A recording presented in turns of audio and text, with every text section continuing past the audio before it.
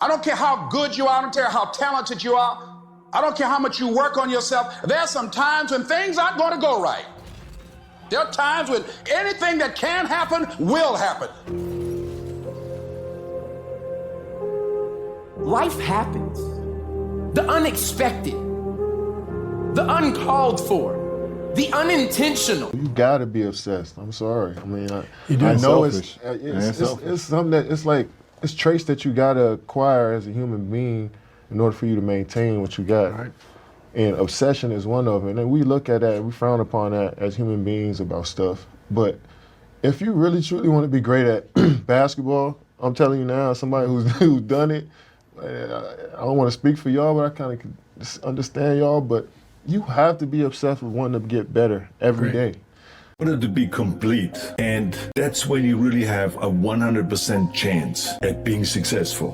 When you have a complete situation, that means that you have developed your body, meaning your health, your strength, your energy, and all of that makes you much more positive, right? Because that's when you wake up, when you feel strong and you feel fit and you ride the bicycle in the morning, the whole world looks much more bright.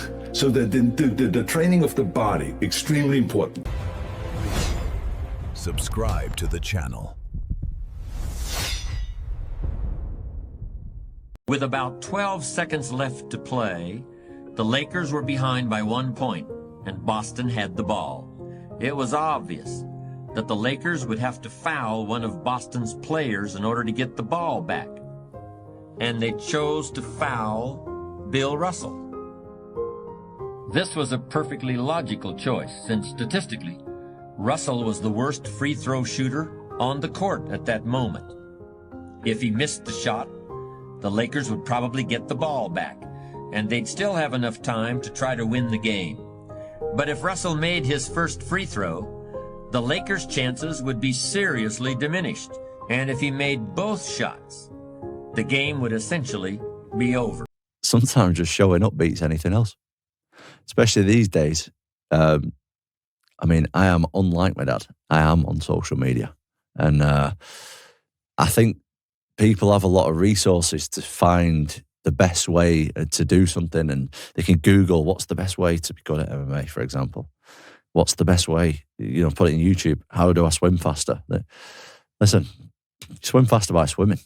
One of the interesting things in the SEAL teams is we didn't have, especially when I was coming up, we didn't have any doctrine whatsoever. There was no written doctrine of any kind. So everything that you learned was word of mouth. You learned from the guys that went before you. And that meant if the guys that went before you didn't really know what they were doing, you're probably learning a bad way. And if you didn't think objectively about it, then you might follow someone down a path that doesn't make any sense. So you ended up with a bunch of guys in the SEAL teams that were pretty open-minded, and they could kind of look at problems and figure out how to solve them. In the Army and the Marine Corps, they have doctrine for just about everything. But that's one of the odd advantages of the SEAL teams, is that since we didn't have any doctrine, we had to be a little bit more free thinking, and that made us a little bit more adaptive in some situations. So it's just like anything else. Your strength can be your weakness can be your strength, and you have to be aware. And if you're aware that it's a strength, and if you're aware that it can also be a weakness, and if you're aware that it's a weakness and you're aware that it can also be a strength, then you can probably optimize the way that you're going to think, which is pretty beneficial. Run a race with yourself. I don't think the bar's ever been set this low for people to be able to separate themselves out from the pack. The average American is obese, divorced, with less than 1K in the bank. So taking the path that everybody else chooses may seem like the safe option, but it's actually a guaranteed route to a life that you probably don't want. Learning comes from the edges. Change is uncomfortable, and it rarely happens without a lot of stress, and many of the periods of radical and important change in your life happen because of the severe challenges that you faced. Would you pay the price back then for the insights and developments that you have now? If so, have faith that whatever stresses that you're facing right now will lead to a greater version of you in the future. The challenge that you're facing is a gift, and leaning into the discomfort as if you invited it through the door, saying, thank you for the opportunity to learn and reflect, because it's making you better. Anti-fragility is alive and well every single time that we overcome these obstacles. You need to do something and then don't do it. Because the more discipline you have in your life, the more freedom you will end up with. So if you lack the discipline to exercise and eat healthy, you will end up being a slave to disease. If you lack the discipline to work hard, save your money, you will end up a slave to finances. If you lack the discipline to manage your time correctly, you will end up with no free time. If you have self-discipline, if you have the discipline to save your money and work hard and invest your money properly, if you have the discipline to manage your time correctly and not waste a bunch of time, if you have the discipline to exercise and eat healthy, you will end up with freedom. And I know it's a counterintuitive, it's contrarian, but I've seen this over and over and over again. If you want freedom in your life, you have to have discipline. There's lots of things that I don't love to do that I need to do to succeed or I got to deal with. That's part of life. But pain is part of life. Suffering's an option. You've heard that phrase, but it's a fact. It's not. But when you make it your goal to find a goal we're suffering for, you're going to suffer, right? And so it's in your language. I got my wish. And you've got your wish. And what's happened is this part of you is so strong, brother. This part of you is too, but this is the lead right now. If you change the lead to here by that sense of connection and everything else and get the hell out of your head, because your brain is always going to reduce things. It's like your brain will never make you happy. That's the problem. It won't even allow you to enjoy an apple. You go, is it organic? It's like your brain is analyzing so much. You got so stuck up here that you're missing this a magnificent human being that I see in front of me here. You're missing to have the joy of him. So stop this getting what we're suffering for. Can I ask a question on that? Yes, of course. So with the, get out of your head, get into your heart. Yes. I love the language. I don't understand what it means. I know, because right now you're in your head still. Sure. But by the way, when you laugh like this, what can you feel the difference? Sean Puri's got this thing where he says, don't follow what most people do because you don't want the results that most people get. The average person is obese, likely to be divorced, and has less than 1K in the bank. It feels safe to do what everyone else is doing, but it's actually a terrible decision. It's like the best way to guarantee to not have the life that you want is to do what everyone else is doing. Unless you want what everyone else has, which no one does. Yeah, it's saying different than that. Like, the bar isn't high. What do you... Go on. He said, it's easy for you, Alex, to create this personal brand. He's like, you have so many interesting things about you. He's like, you dress a certain way, you act a certain way. And he said, it's different than everyone else does, right? And I said, I don't think that's true.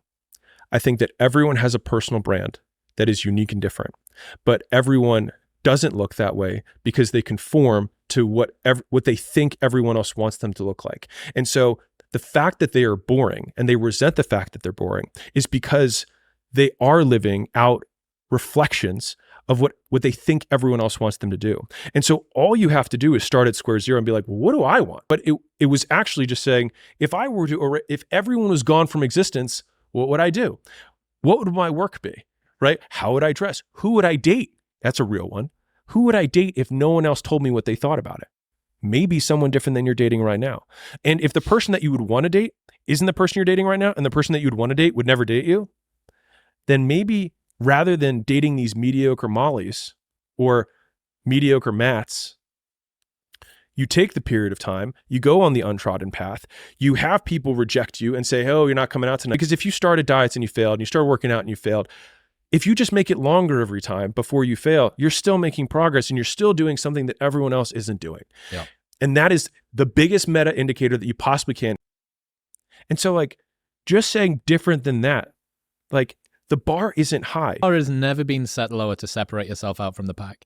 Never been set lower. You don't start things and not finish them. You don't quit. There's nothing that comes out of quitting. besides knowing that you didn't finish. We finish everything. You start it, finish it. For myself or anybody else. Just when you think you can't take any more, that means you're about a third of the way to your limits as a human, as a species. Learning that as a young man or woman is a blessing, because what it means is you have the confidence that when things are hard, physically, emotionally, mentally, you realize, oh my God, I could take so much more and still be fine. And when I worked, my first job was at Morgan Stanley, an investment bank. And I was undereducated relative to my peer group. So I wasn't as skilled as my peer group. So I decided every Tuesday morning I was going to come into work and I wasn't going to leave till Wednesday night. And I'm like, I can do that. I'm physically really strong. I'm mentally really strong. And it sent a signal to the rest of the organization that I came to play. Develop that kind of grit and strength emotionally, physically, and intellectually. You're capable of it. You're just going to look back on that era and be like, just marvel at how out of control strong you are. I believe that you have to build belief. Belief is like, there's an after school special belief where the mom says, believe in yourself, and that's all great. But there's also a built belief. And the built belief is one where you are constantly, like for me, I came from a bad place. How I build belief is through the daunting tasks I put myself through. So that's proof positive that I can. So this piece of shit kid I once thought I was built belief by saying, I was in 3 Hell Weeks. I went to Ranger School. I tried out for Delta Selection. Undeniable stack of proof. That is proof, motherfucker. So whenever you think you can't, the confidence comes from the thing that you built. You must build belief. You must build confidence. Get after it. I'm obsessed with finding myself now after and not having to prove anything to anybody other than myself and my family, you know, but really myself. And realizing that is enough. You know what I'm saying? Like that, like giving your best is enough.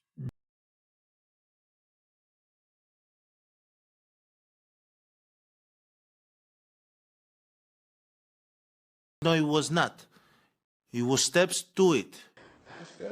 It doesn't exist. It's not existent. What the hell does that mean? Seriously, what does failure mean? It doesn't exist. It's a figment of your imagination. What does it mean? You're pulling a Jedi mind trick on me right now. I was like, does it exist? No, I'm serious. Look, I'm trying to think, like, how can I explain it? So, let's use happy endings, right? And then we can relate this to failure, why it's not existent. Like, you know, everybody talks about, like, everybody wants a happy ending, right? Now let's go to the reality of it, right? Let's look at a fairy tale story. Let's look at Snow White. She gets a happy ending. She finds Prince, whatever. She goes on. She lives happily ever after. Well, I call bullshit on that because 2 months later, the fact is they had an argument and he's sleeping on the couch, right? So the point is, the story continues. The story continues. So if you fail on Monday, the only way it's a failure on Monday is if you decide to not progress from that, right? So to me, that's why failure is not existent. Because, you know, if I fail today, okay, I'm going to learn something from that failure and I'm going to try who I am. I was reading something by Howard Thurman that really grabbed me. He was an advisor to Mahatma Gandhi, to Martin Luther King Jr., and to Albert Schweitzer. And I was reading and I couldn't go to sleep this night. He said the ideal situation for a man or woman to die is to have family members praying with them as they cross over.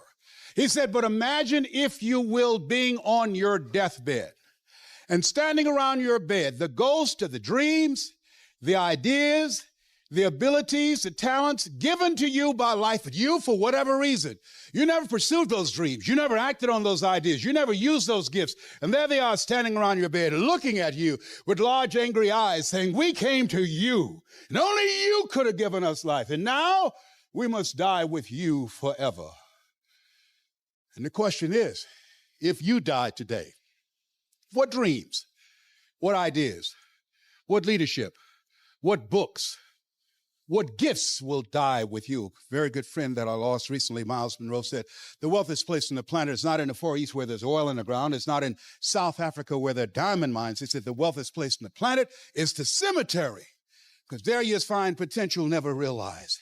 There you find dreams never pursued. There you find people allow themselves to be imprisoned by fear and living a small life. Maybe that's why one woman asked in a moment of anguish, what if you live your whole life only to discover it was wrong? Maybe that's why Henry David Thoreau said, oh God, to reach the point of death, only to realize that you've never lived, only to realize that you've never scraped the surface. It's time to go.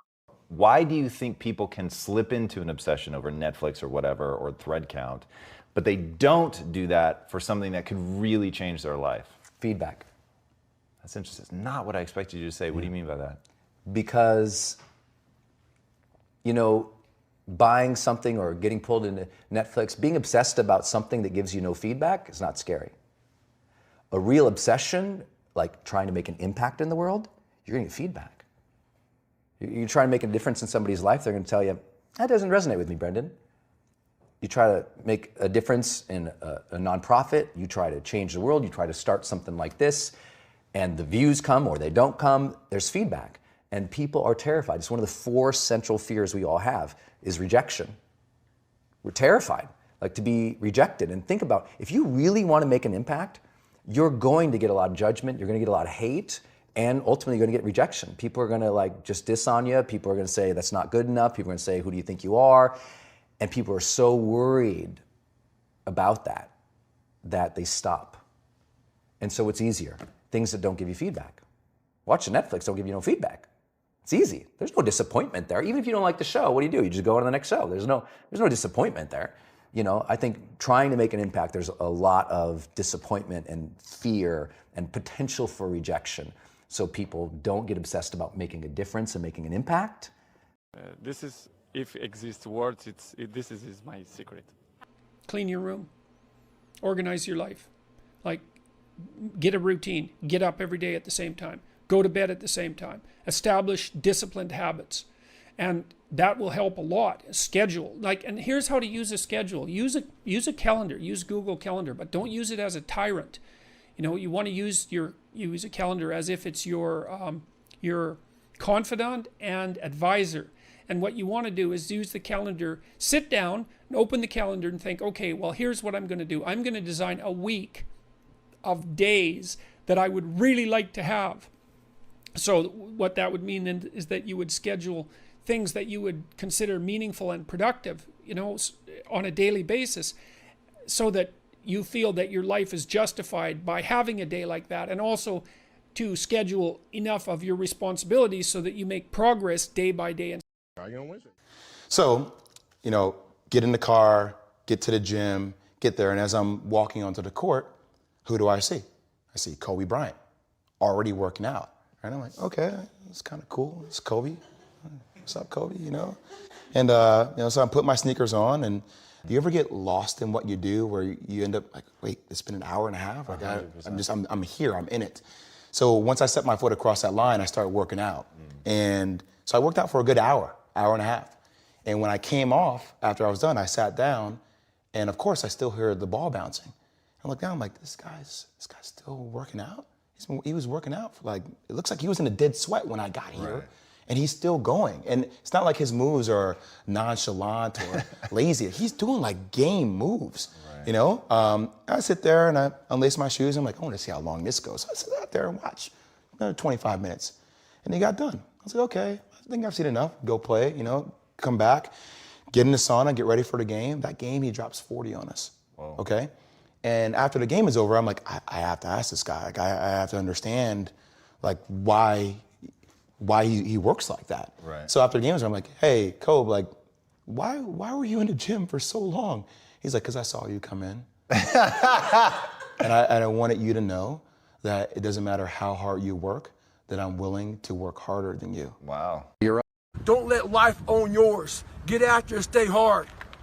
Watch, what do you say to the person whose potential is fucking great, but they want to play video games and eat pizza? Well, what I told his son was pretty much this right here. He asked me a question about, he wants to be really good at tennis. But what happens is after I play tennis for a while, I want to go play video games. You obviously don't fucking want it bad enough. Because a person that you want to, I became obsessed. I became obsessed with being the baddest motherfucker that God ever created. Am I that? I don't care. I believe it. And I was trying to tell him, once you become obsessed with something, obsessed, it's okay to be unbalanced for a while. It's okay. Don't be all this stuff people say, you got to be balanced. To be the best in the world at what you do, it's not about being a Navy SEAL, people. The best at what you do, you have to be unbalanced to find every bit of fucking energy and strength that you have to pull it off. Then you get balanced once you become great. And then you help other people become better from you being the best in the world.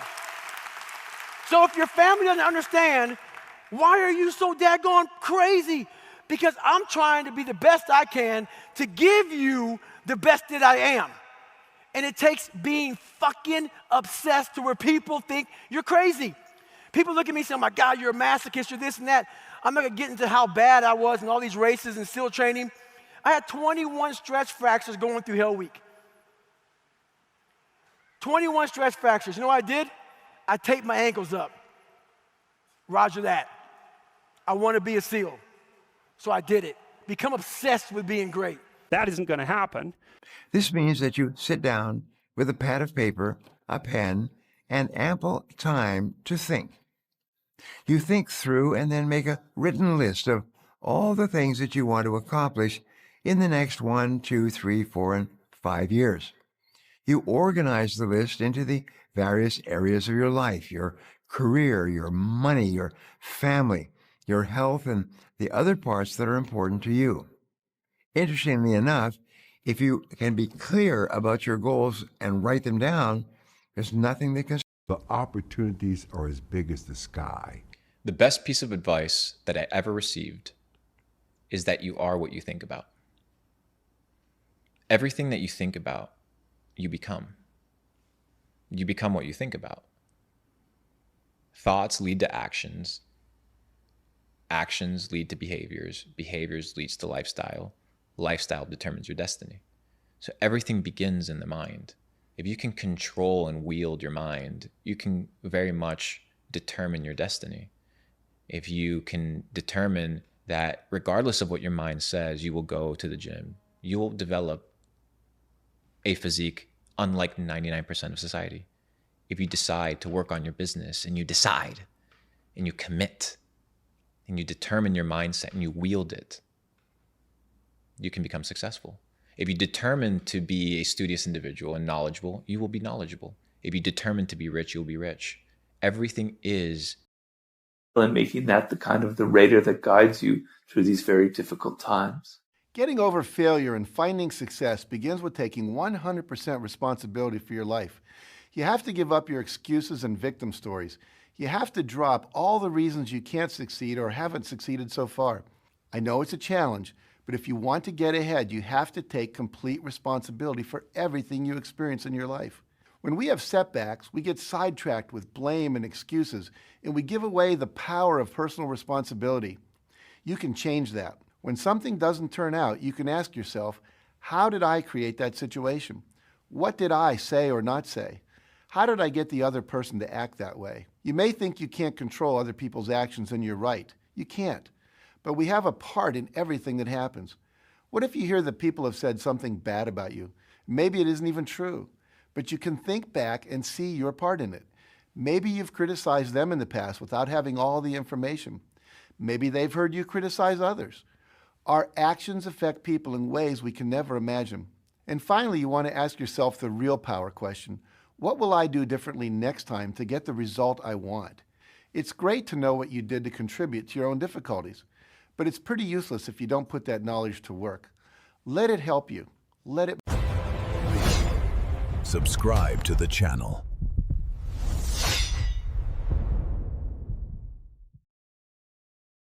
How does that feel as someone who didn't grow up with, I don't know, a desire to be a writer, throughout SEALs, throughout Brazilian Jiu-Jitsu and surfing and stuff like that, and then you just appear with a fiction novel, and now it's being turned into a film. How does that feel? What does that mean to you?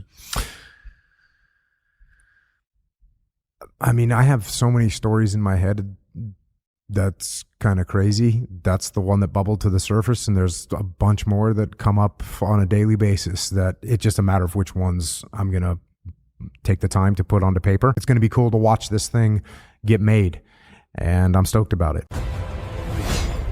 Subscribe to the channel.